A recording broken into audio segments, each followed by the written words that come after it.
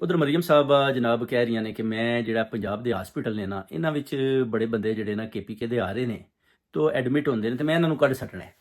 ਕਿਉਂਕਿ ਇਹ ਤੇ ਜਨਾਬ ਮੇਰੇ ਖਿਲਾਫ ਬੋਲਦੇ ਸਾਰੇ, ਤੇ ਮੈਂ ਜਿਹੜਾ ਅਲੀ ਮੀਨ ਗੰਡਾਪੁਰ ਵੀ ਖਿਲਾਫ ਬੋਲਦਾ ਪੰਜਾਬ ਦੇ।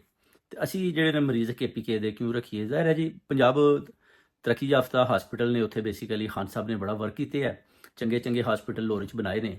ਤੇ KPK ਜਾਂ ਸਿੰਧ ਜਿਹੜੇ ਅੰਦਰੂਨੀ ਬੈਰੂਨੀ ਇਲਾਕੇ ਨੇ, ਉੱਥੇ ਪਤਾ ਜੇ ਉਹ ਵਜ੍ਹਾ ਇਲਾਜ ਨਹੀਂ, ਤੇ ਉਹ ਫਿਰ ਡੈਫੀਨੇਟਲੀ ਲਾਹੌਰ ਦੀ ਤਰਫ ਆ ਜਾਂਦੇ ਨੇ ਕਿ ਚਲੋ ਇੱਥੇ ਇਲਾਜ ਕਰ ਲੈਂਦੇ ਆ। ਉਹਦੀ ਵਜ੍ਹਾ ਕਿ ਇਹਨਾਂ ਦੇ ਜਿਹੜੇ ਬਾਪੂ ਨੇ ਮਰੀਮ ਸਾਹਿਬਾ ਦੇ, ਉਹ ਤੇ ਜਨਾਬ ਹਾਰਲੀ ਸਟਰੀਟ ਆ ਜਾਂਦੇ ਨੇ, ਤੇ ਇੱਥੇ ਡਾਕਟਰ ਆਂਦੇ ਨੇ ਕਿ ਇੱਥੇ ਪਾਕਿਸਤਾਨ ਦੇ ਬੜੇ ਮਰੀਜ਼ ਆਉਂਦੇ।